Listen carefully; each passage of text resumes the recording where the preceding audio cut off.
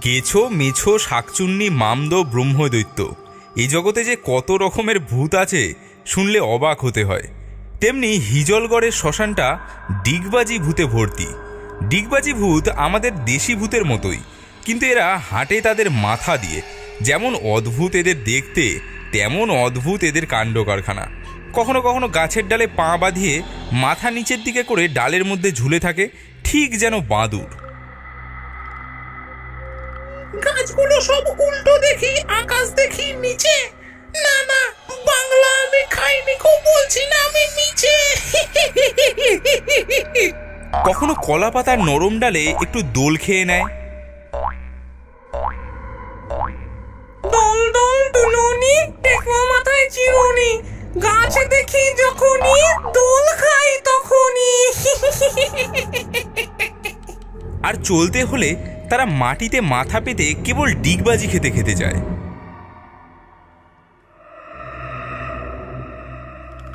একবার একটা লোক এই ডিগবাজি ভূতের পাল্লায় পড়েছিল। আজকে তোমাদেরকে সেই গল্পটাই বলবো।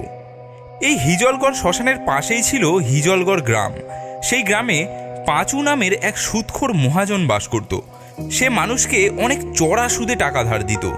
টাকা ছাড়া আর কিছুই বোঝে না সে।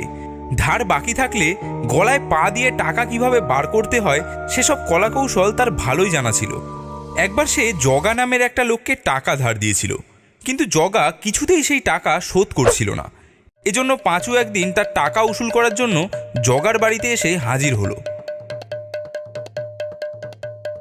এই এই জগা, বেরো বাড়ির থেকে, আমার টাকা ফেরত দে বলছি। কথা কানে যাচ্ছে না? ঘরের মধ্যে লুকিয়ে আছিস বেটা? জবাব দে। আরে পাঁচুদা, আর দুটো দিন সময় দাও। দুদিন করে করে তুই অনেক সময় কাটিয়েছিস, আর আমাকে দেখলেই তুই যেখানে সেখানে লুকিয়ে পড়িস। আমি জানি না ভেবেছিস? তুই আজই আমার টাকা দিবি। ভালোভাবে বললাম, শুনলি না তো? তোর টাকা দেবই না, তুই কি করবি করে নে। দিবি না? তবে রে শয়তান, তবে এই নে।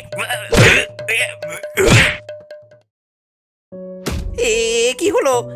একটা বাড়ি খেয়ে পটল তুললো নাকি? জগা, জগা, জগা, ওঠ, টেসে গেলি নাকি রে? জগা, জগা, ওঠ, ওঠ। হায় সর্বনাশ, আমি কি করে ফেললাম? এবার আমাকে পুলিশে ধরবে, তারপরে বিচার করে আমাকে ফাঁসি দেবে। না না, আমি মরতে চাই না। আমি পালিয়ে যাবো আজকেই আমি। পাঁচু সে রাতেই গ্রাম থেকে পালিয়ে গেল।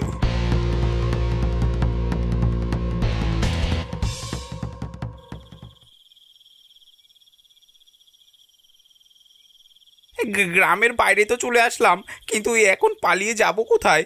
আমি যেখানেই যাই না কেন পুলিশ আমাকে ঠিক ধরে ফেলবে। সে অনেক ভেবেচিন্তে ঠিক করলো, ওই হিজলগড়ের শ্মশানেই যাই, ওখানে কয়েকদিন লুকিয়ে থাকবো, তারপর মামলা ঠান্ডা হলে আবার বেরিয়ে আসবো।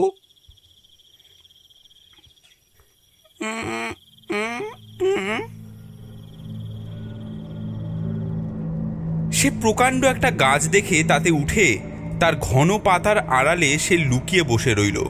সেদিন ছিল পূর্ণিমা, তাই চারিদিক জ্যোৎস্নায় ফুটফুট করছে।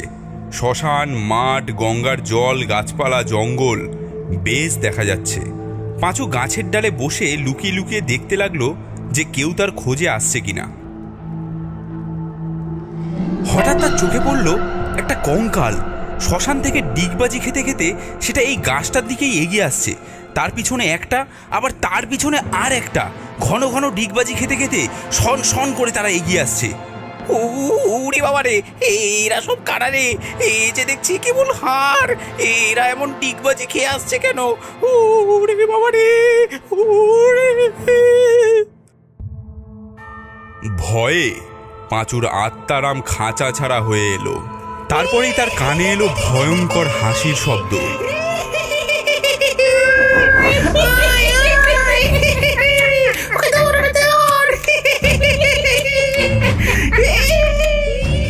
চোখ উঠিয়ে চেয়ে দেখলো তার আশেপাশের গাছগুলোর ডালে ডালে ঝুলছে অনেক কঙ্কাল।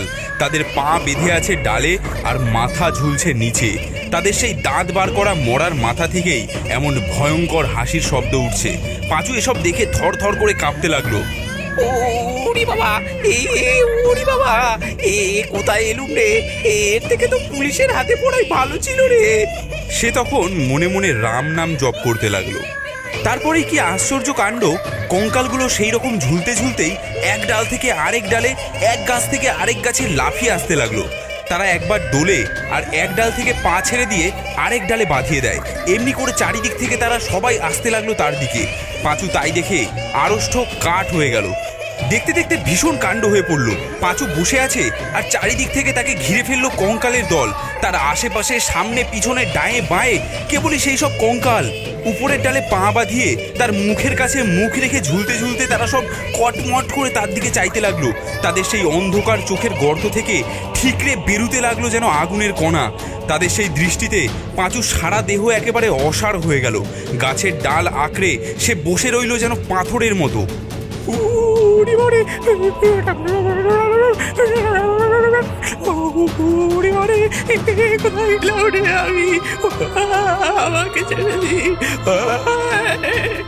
ডিগবাজি ভূতেদের যে সর্দার, তার মাথাটা হাড়ির মতো প্রকাণ্ড আর তার দাঁতগুলো কি বিশ্রী। সে সেই লোকটার চোখের সামনে তার আগুনের ভাটার মতো চোখ রেখে দাঁত খিচিয়ে হেড়ে গলায় বলল, কেন এলি রে? কেন এলি? কেন এলি মরতে এখানে? কেন এলি এখানে মরতে? আমি এই পথের পাশ দিয়ে যাচ্ছিলাম। যাওয়ার পথে দেখি এইখানের গাছে অনেক আতা ফল ফলে আছে, তাই আতা ফল পাড়তে উঠেছি গাছে। আতা ফল পাড়তে তুই এই রাতের বেলা শ্মশানে এসেছিস? ন্যাকামি করছিস? আমরা কিছু জানি না ভেবেছিস? কাকে খুন করে তুই এখানে পালিয়ে এসেছিস সেই সব খবর আমরা জানি। আপনারা জানেন, দয়া করে আমাকে ছেড়ে দিন, আমাকে কিচ্ছু করবেন না। কিন্তু তোর কর্মের ফল তো তোকে পেতেই হবে। তোকে বেশি কিছু করব না, তোকে শুধু একটা ডিগবাজি খাওয়াবো।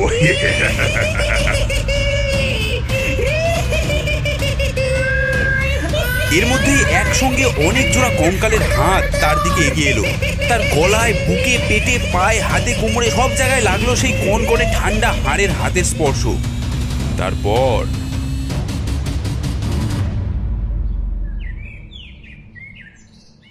বলরি হরিবোল, বলরি হরিবোল, বলরি হরিবোল, বলরি হরিবোল, বলরি হরিবোল, বলরি হরিবোল, বলরি হরিবোল, বলরি হরিবোল। পরদিন সকালে একদল লোক সেই খুন হওয়া লোকটাকে শ্মশানে নিয়ে এলো সৎকার করতে। তারা দেখলো যে সেই খুনিটা শ্মশানের একধারে মরে পড়ে আছে, একদম কিম্ভূত কিমাকার হয়ে। তার মাথাটা কিন্তু রয়েছে নিচের দিকে আর পা দুটো রয়েছে উপরে। ডিগবাজি ভূতেরা তাকে একেবারে ডিগবাজি খাইয়ে ছেড়েছে। বন্ধুরা, ভিডিওটি ভালো লাগলে একটি লাইক অবশ্যই করবেন, কারণ আপনার একটি লাইক আমাদেরকে পরবর্তী ভিডিও বানাতে উৎসাহ দেবে। ধন্যবাদ।